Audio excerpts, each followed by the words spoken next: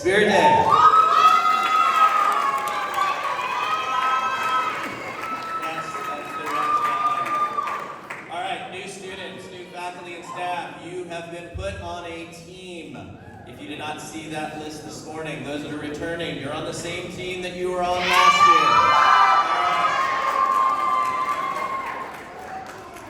year. So we're just going to do a little reminder of last year's winner. So there are 7 events.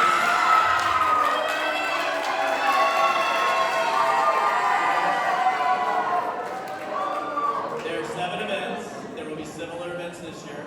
Speed cornhole, red one.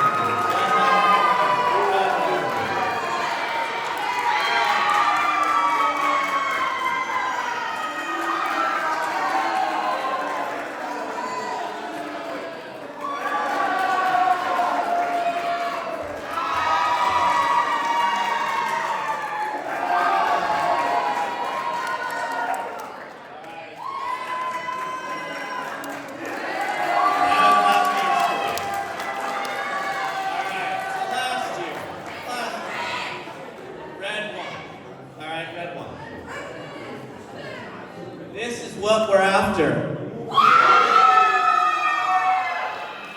The Spirit Day trophy.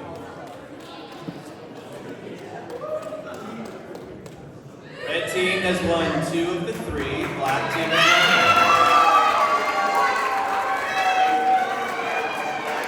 2. So, red team has a total of a 190-point lead going into Thursday's events. All right. So, last year, just as a reminder, there's some of you in this room, there will be individual awards, and I wanted to acknowledge those that won these last year.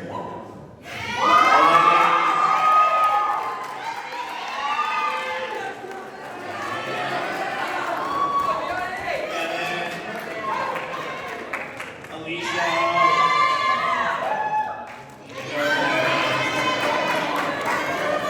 And then graduated seniors. So, we will give those out also. So get ready for Thursday's Red and Black Spirit Day. Jay-Z's going to talk a little bit about PSATs. A little different schedule this year because we didn't have PSATs on the same day. For those of you that are 8th, 9th, and 12th grade, you need to be here at 12:30 in here. Okay, 12:30 in here. 10th and 11th graders, you have PSATs, and I believe that starts at 8:30, then I'll let Jay-Z talk about that. All right, next.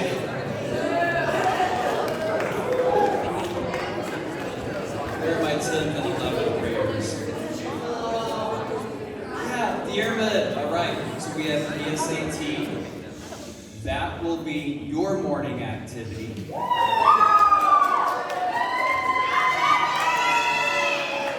So you need to be here by probably 8:20, ready to start at 8:30. Okay, so it's going to take about 3 hours to do that. I'll send a reminder today, but you have room assignments, okay? So you have to go to the room you're in. There's a reason they're in those rooms, and that's where you have to go. You can bring, the system does have a calculator on it, but you can also bring your own calculator. So I'll send a reminder out about that too. Okay, if you have questions, let me know. Thanks.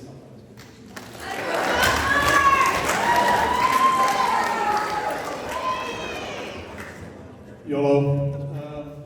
AP exams. If you're in an AP class, your teacher has given you a registration code and you have registered for that test. Teachers, please confirm that your students have all registered for your class and the test in May. Then there are some of you that have a particular passion or interest in challenging yourself with an AP exam. That's called AP Exam Only. I've made an announcement and sent out emails about this. The deadline to get that registration code is next week, November 6th. So you start that conversation with Mr. Zeljo about whether taking an AP exam in May is appropriate for your course level and your interests and would be helpful for you to do. And then you come to me and I give you the registration code and I help you sign up for that exam. So have that conversation with Mr. Zeljo before next Wednesday, November 6th. Thank you.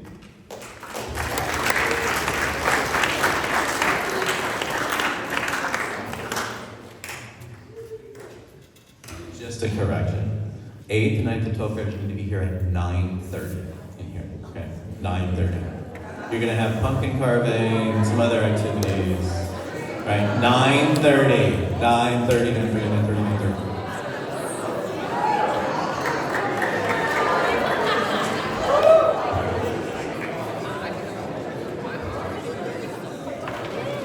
So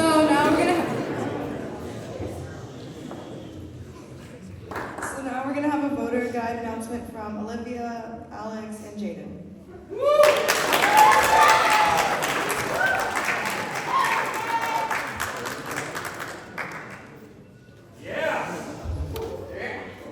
So does anyone know what November 5th is? It's United States Election Day. Students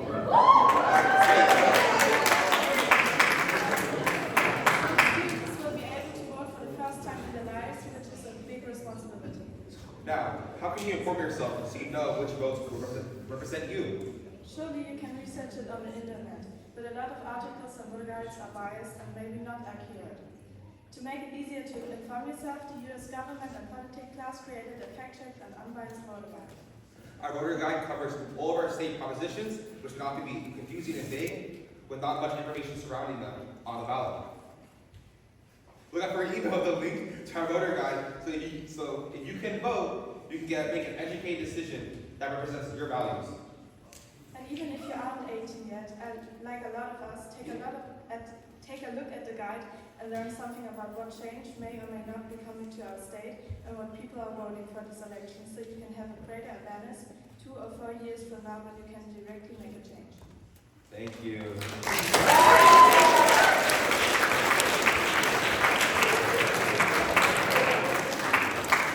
Now, an announcement from Ms. Traxel.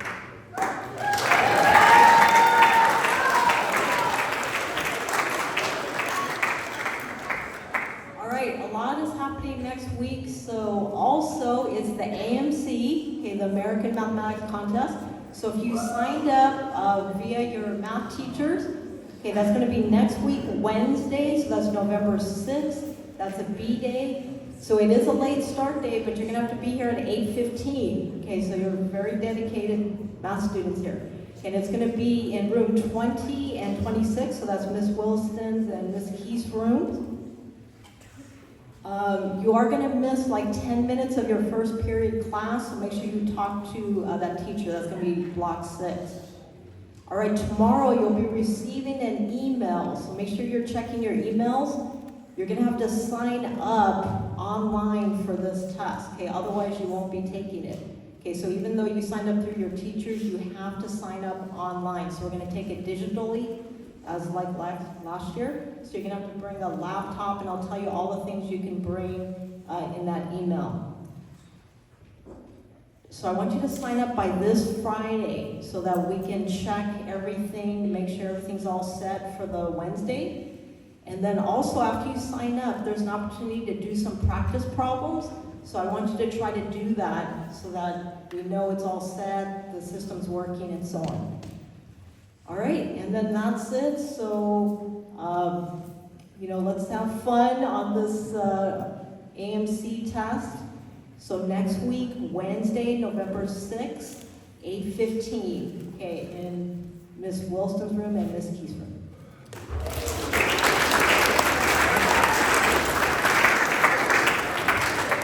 Okay, so this week not only do we have the Halloween costume and spirit day, but Wednesday and Friday there will be more spooky activities. So now you're going to hear from Jay and Brian, and then after that, Julia.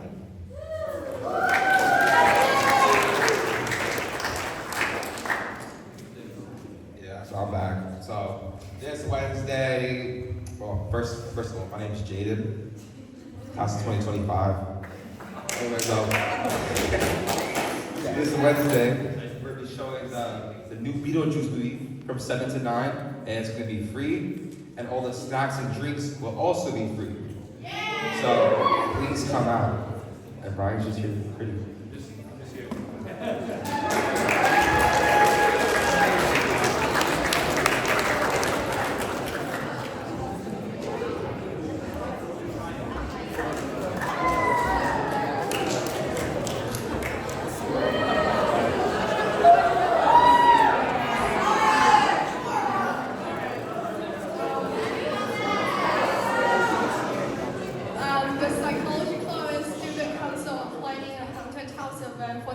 Friday. It will likely start after 6 p.m., which is after sunset. It won't be complete dark, but it will have a scary setup, so if you are uncomfortable with horror, please keep that in mind.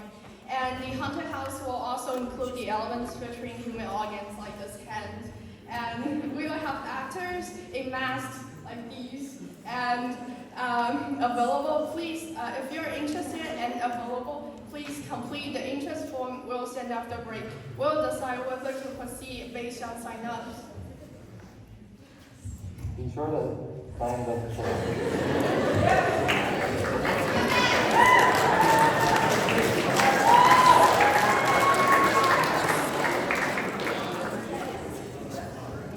Okay. So today we have our first class of 2027 Sophomore Speech.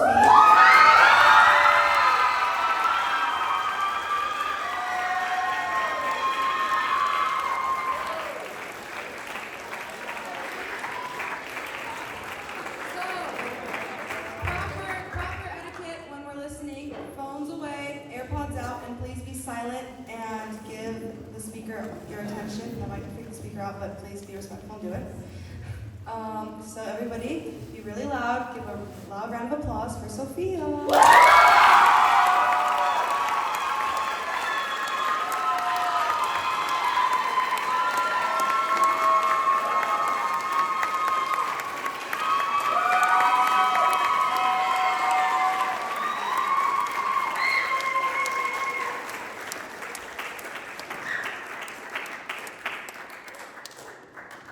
It's the summer before second grade, and I'm eagerly waiting for my state testing results. The second they get emailed to my mom, I run for my clunky black Chromebook and swing it open, waiting to see if I'm still above average or just average. I fly to my grandma's ancient beige recliner and wrap myself in a green blanket, bracing myself for the score I would see on the screen. I grin as I see above average on every percentile, happy to see I'm still smart. This scene repeated itself again in 3rd, 4th, 5th, 7th, and even 8th grade when I received my first quarter comments. In 9th grade, on the other hand, I couldn't find the same sense of accomplishment in my grades anymore. When I opened my first quarter comments, I had a sense of relief. As the year went on, this relief turned into disappointment, and when the 4th quarter came by, I felt nothing. At the end of the second semester, I opened my Chromebook, the same one I've been using since 8th grade. In that moment, I hoped for a sense of relief, but when I saw my grades on the bright screen, I saw nothing. I felt nothing. No sense of accomplishment, no relief, no disappointment, just nothing. Ever since I can remember, my main purpose in life has been to get the perfect grades. Ace every test be the definition of an exemplary student. As I've grown older, I realized it's neither as fulfilling nor as easy as I thought it would be. If my purpose in life isn't to be the perfect student, then what is it? What is the secret of life? My sisters and I grew up watching a show called Girl Meets World that said the secret of life is that people change people. As a 6-year-old watching the show, I didn't think much of it. But what if they're onto something? So if the secret of life is that people change people, should our purpose be to help people change for the better? Every summer, my family and I go to Mexico, though this year was different because I got to bring a friend on the trip. I had a lot of anxiety building up about sophomore year, and I was panicking. I was spiraling about my academic failure before my friend arrived. My friend Ellie taught me that there was more to life than being perfect. On my aunt's 60th birthday, my family and I went to Mass as is the custom on her birthday. After Mass, I expected us to leave and go eat lunch, but first we went to see where my grandma's ashes were stored in the church. Walking down the dark marble stairs, memories of my grandma flooded my brain. As I looked around at all the people whose ashes were stored in the cold, lifeless marble, a shock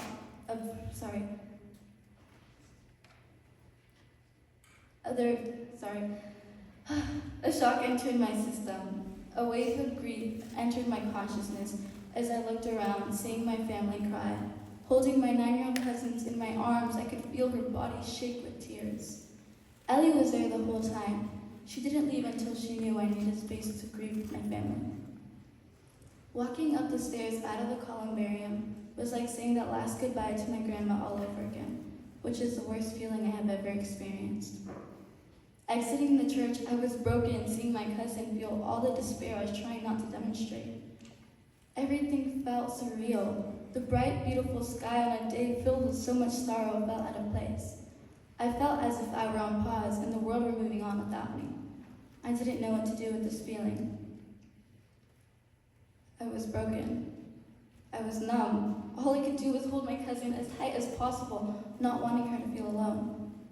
After a few minutes, we walked towards my family and Ellie asked, "Are you okay? Do you need a hug?" I nodded as I suppressed my own tears, wanting to keep a strong front for my cousin. When Ellie embraced me, I was reassured everything would be okay. Everything led to this moment, a singular instance, 30 seconds on an overwhelming sunny day. The rest of the summer was filled with laughter and goofiness, though there were ups and downs, we sought comfort in each other, every moment teaching me the greatest secret of life. Ellie came to Mexico as a friend and left as family. Though we didn't know it, she now holds a special place in my heart. She taught me that life's greatest accomplishment is to be there for someone, to be someone's friend, be their family. Hug your friends when they're bursting into tears and give them space when needed. Make friends that will support you and be someone's safe place and help make their lives exceptional. Once you find that person you can talk to when you're having a rough day, or simply FaceTime to do homework together, laugh and cry with, don't let them go. Maybe people do change people. It's not always the biggest changes that make the biggest impact, because here I am, giving my sophomore speech about a friend who made me smile, in one moment, a singular instance, 30 seconds on an overwhelming sunny day. Thank you.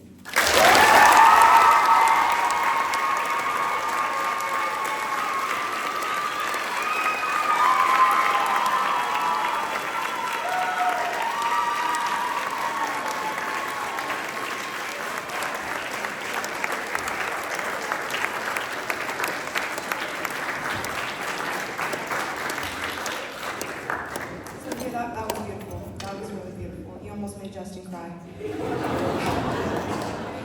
No, thank you for that reminder, that telling us we have to cherish the people in our lives and everybody makes an impact on each other no matter what. So thank you.